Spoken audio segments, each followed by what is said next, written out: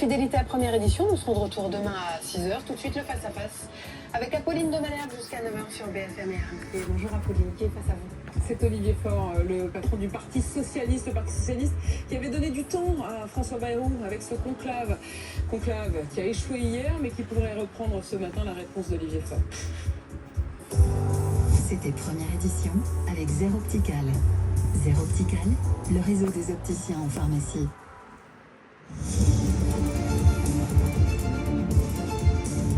BFM TV face à face. Apolline de Malherbe. Il est 8h32 et vous êtes bien sur RMC et BFM TV. Bonjour Olivier Faure. Bonjour, merci d'être mon invité ce matin. Vous êtes le premier secrétaire du Parti Socialiste. C'est vous, au fond, qui aviez donné du temps à François Bayrou en acceptant, en obtenant ce conclave sur les retraites. En échange, en quelque sorte, vous n'aviez pas censuré le gouvernement. Échec hier, à minuit, 23h et des poussières. Et ce matin, François Bayrou qui dit « Bah non, on peut encore y arriver ». Est-ce que vous croyez vraiment qu'on peut encore y arriver ?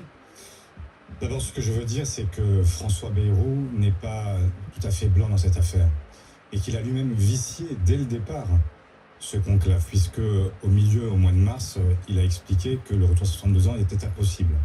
Ensuite, la semaine dernière, lorsque le président du groupe socialiste à l'Assemblée, Boris Vallaud, l'a interrogé, il a à nouveau répété que s'il n'y avait pas d'accord, eh bien, on en resterait à la réforme Borne. Il a tout simplement donné un droit de veto au MEDEF qu'il a utilisé cette nuit et qui a tout simplement été armé, dont le bras a été armé par François Bayrou lui-même.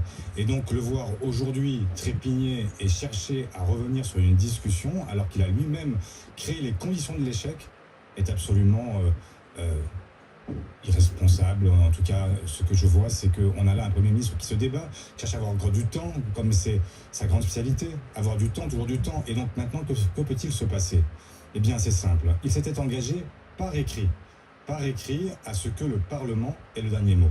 Eh bien, si le Parlement n'est pas saisi, si nous n'avons pas la possibilité, y compris de déposer des amendements qui permettraient de définir quelles seraient les conditions d'un retour à l'équilibre en échange d'un retour à 62 ans, eh bien, effectivement, nous irons vers la censure. Vous vous êtes bien fait avoir quand même.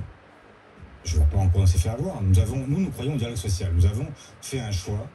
Mais vous dites qu'en réalité, dès le début, il vous a eu. C'est-à-dire que dès le début, il a changé les règles du jeu auxquelles vous aviez souscrit. Moi, je veux croire à la parole d'un Premier ministre qui s'engage par écrit. Et par écrit, il a dit le Parlement aura le dernier mot, qu'il y ait accord ou pas accord. En tout état de cause, le Parlement aura le dernier mot. Ce sont exactement les mots écrits. Le Parlement je veux croire.